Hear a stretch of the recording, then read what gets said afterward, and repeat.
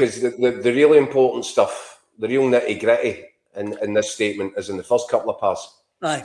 I think they have mentioned the premature ending of the match. So now, what did we say last night, Dan? I said that Hearts received the audio communications from the officials on Sunday, and they held back on putting a statement like this one out, which I think they plan to do on the Sunday. So they've had the audio, they've had time to digest it, to go through it, probably with a fine-tooth comb. And last night I said to you, look, it might well be that all the answers they're looking for are contained in the audio, and they can move on, and everybody can move on, and there's no further issue. It looks as if the contrary has happened to that they've heard the audio, and despite having the audio, they feel there are questions that still need answering from the authorities. They've referred to the premature ending of the game, and later in that same statement, they talk about the officials not being the ones who decided when the game was over. These are really I get the feeling, and I can understand that there'll be Celtic fans out there saying, that this just feels like people that can't accept that Hearts won the title. Celtic won the title. But it's not. This isn't about Celtic. Yes, it's their supporters in their stadium, but it's everything around that. This isn't nobody's investigating Celtic's actions here. It's fundamental to the game that decisions have been made here and the rules have to be applied. And I think, despite listening to the audio, Hearts clearly believe there are further questions which need addressed by both the SFA, who are in charge of the referees, and the SPFL. The SPFL put out a statement on the Sunday morning, and it was in that statement that the match wasn't abandoned, that the referee Don Robertson made the call, and that had been clarified before the trophy presentation. But as I said to you, I've just felt a little bit uncomfortable with everything around this story since the weekend. I was hoping, part of me, that Hearts would having received the audio, been given all the answers that they felt were required, and that they would be satisfied with what they heard on the tape. And quite clearly that's not the case. Now, where this ends, I don't know, Dan. I really don't know. But it does feel as if the plot has just been significantly thickened in the last few hours. I don't know how it feels. No, I totally agree, Jacko. Look, I understand Celtic fans and SPFL probably, they just want this to go away. They just want the season ended. Nobody's arguing the fact that Celtic won the title. Listen, seeing that, Scott, before you go on, I think I should make it clear as well. It's my understanding, I don't think there's any appetite here for anybody, Hearts included, or especially Hearts, to demand a replay or to ask for proof that the game was abandoned and to be awarded a 3-0. There's no appetite for that I'm aware of. I don't think that's the case. But I do think there are procedures here that need to be examined. And I think they're right to do that. I don't believe that this is a case that Hearts want the title taken off Celtic and awarded to them, or they want a replay, or they want the last 30 seconds or 1 minute, whatever this time lapse is. I don't think there's an appetite for any of that, but I think there is a real desire to examine the process that led us to this point. And I think that's perfectly reasonable. They want accountability and, if required, punishment.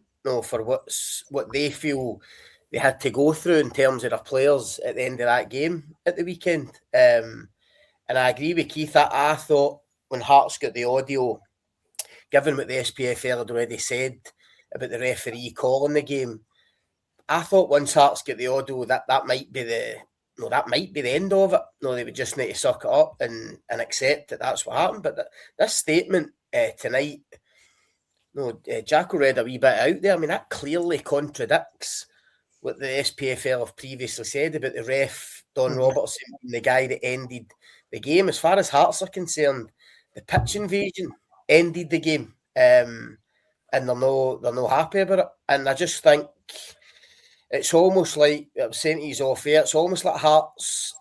They've gathered all the information. They've got the audio. They maybe know about certain things that happened, behind the scenes that we don't. And they're almost trying to tempt the SPFL and the authorities out into saying something or doing something, knowing fine well they've got this, this heap of information, and they'll be able to go back with that. And I just think it's almost like they've put it in the authority, put the ball in the authorities' court now, and it's going to be really interesting to see how it pans out. I do think that the Tony Bloom statement, like Keith, I agree, it felt very off the cuff, a bit rushed. In terms of that, no, I agree with you. I think there's clearly confrontation on the pitch between fans and players. Whether you could go the full hog and say players were assaulted, no, only the Hearts players will know that. The people behind the scenes at Hearts will know that. So I think Tony Bloom's got to be careful. But I agree that that statement feels like a big moment in terms of this row that's obviously developing between the authorities and Hearts, and it doesn't, as much as Celtic fans and the league want it to go away, I don't think it's going away anytime soon. I think after what happened at Celtic Park on the Saturday, Hearts went straight back to Tynecastle, and I believe that James Anderson and Tony Bloom were there as part of the travelling party, and I think that they were incandescent. Now, we're talking about really clever, well-connected, wealthy guys in these two. They could make it really uncomfortable for the authorities here. And it seems to me, having read that statement, that is the full intention. So, as I said, where it goes from here, not sure. The other part, Daniel, that you mentioned they're quite clearly calling out Martin O'Neill's comments on national broadcaster when he kind of said what the fans meant to do, stay in their seats. To which I think the answer is yes. That's pretty much what they are supposed to do. And they're wanting clearly that Martin O'Neill's dragged over the coals for his comments. That I think is of secondary importance to the bigger issue, but it's another thing that looks as if it's going to rumble on now, doesn't it? If there was a feeling on Monday after Hearts had not put out that second statement that this might just all calm down now and everybody heads off into the summer and looks forward to World Cup. I think that was how I was thinking about it on the Monday, that Hearts had declined to put that statement out. I thought there must be something in there that they've heard that has satisfied them. As I said at the start, that this statement suggests that the contrary is true. Yeah.